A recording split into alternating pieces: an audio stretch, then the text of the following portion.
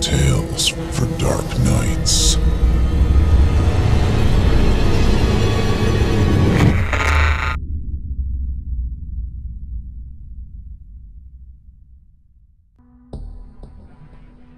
Good evening. For your enjoyment, we'd like to bring you this spine-chilling tale of terror from my personal collection.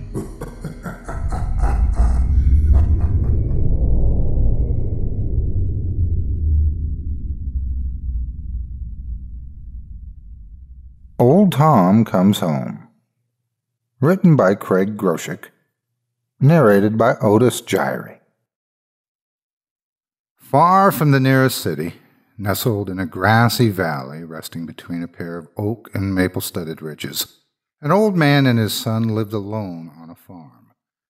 The boy's mother had died earlier that spring, and neither he nor his father handled the loss very well. The boy, once playful and carefree, was now sullen and withdrawn. The father, formerly a gentle and patient man, at once became bitter and cruel. With no one else to talk to, the following months, especially the dark, cold winter days, were lonely and dreadful. Each night, come supper time, the son turned to his father. "Father," the boy said, "why must we live so far from the city? I'm lonely and would like to meet a friend my own age." His father said nothing in return and continued eating his bread and butter. The old man's indifference weighed heavily on his son.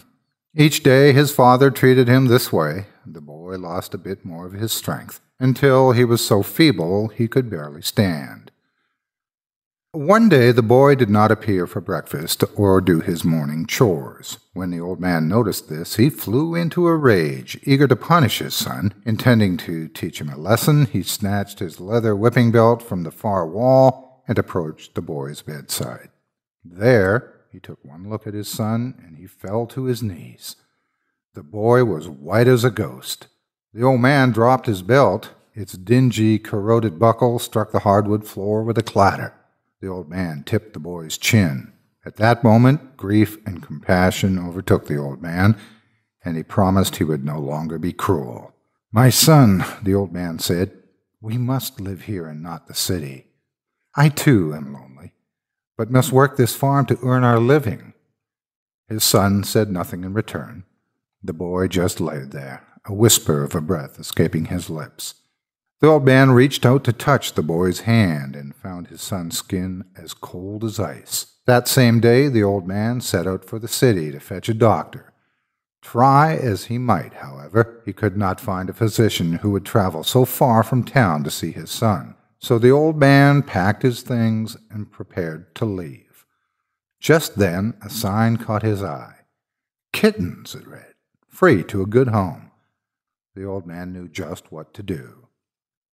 The boy was still in bed, pale as ever, when his father arrived back from the city with a tiny black kitten under his arm.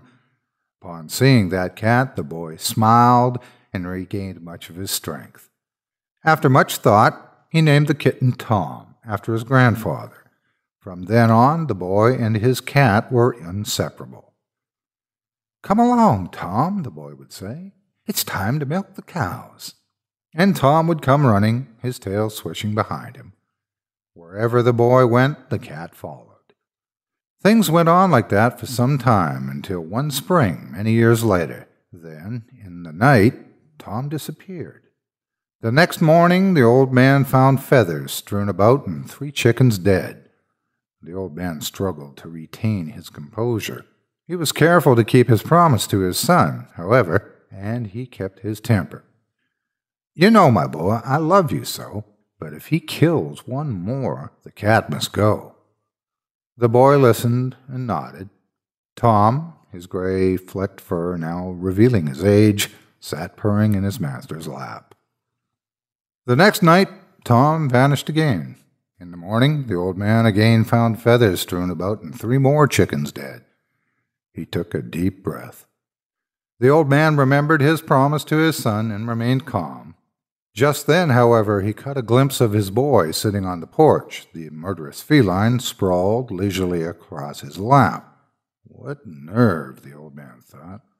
Look at him, lying there, his belly full of my chickens, as if not one the wiser.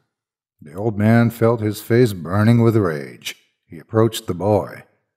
"You know, my boy, I told you so," the old man said. "He killed once more. The cat must go." The son did not bother to look up. He simply listened and nodded. Tom sat purring in his master's lap. The next day, while the boy was sleeping, the old man hauled the cat to town, carried him across the river and through the woods. Then he turned him loose and left him there. Tom just sat on his haunches, licked his paws, and watched the old man go. The old man got home just before dark and saw his son sitting on the porch, and there beside him was Tom. The graying cat was napping in the boy's lap as if he'd been there all along. The old man could not believe his eyes. At first he was confused. Then he was angrier than ever. Before long he forgot the promise he had made many years ago. He turned to his son with a scowl. "My boy, that cat must love you so," the old man said cruelly. "But if he kills again, old Tom must go.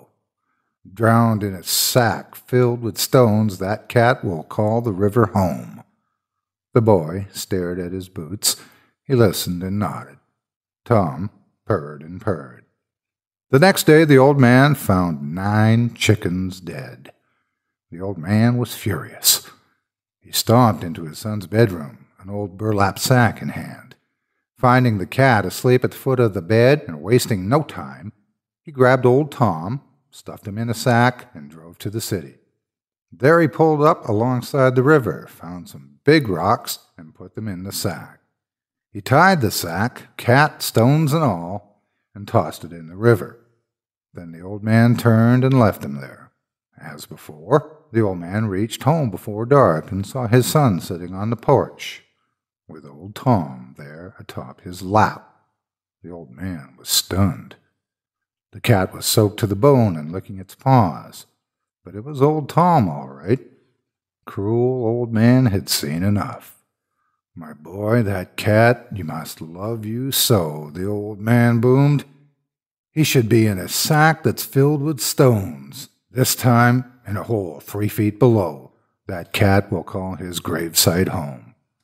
The boy listened and nodded. He stroked the cat.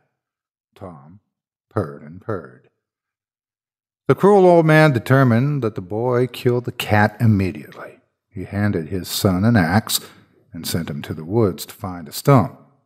The boy was reluctant, but more than that, he was afraid of his father.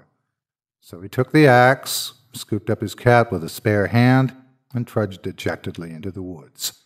There he laid old Tom on a stump.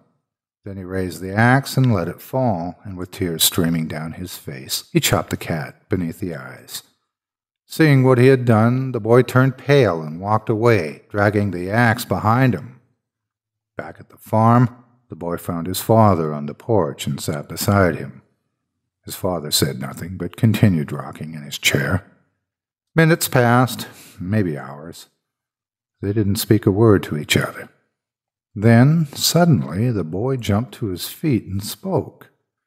"Father," he said, "look, old Tom's come home." The old man looked out to the road, and there was the cat, trotting out of the woods and into the drive, the bloody upper half of his head in his mouth, chopped beneath the eyes.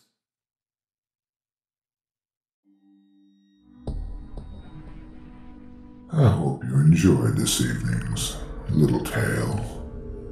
Until next time, bundle up, stay warm, sleep tight.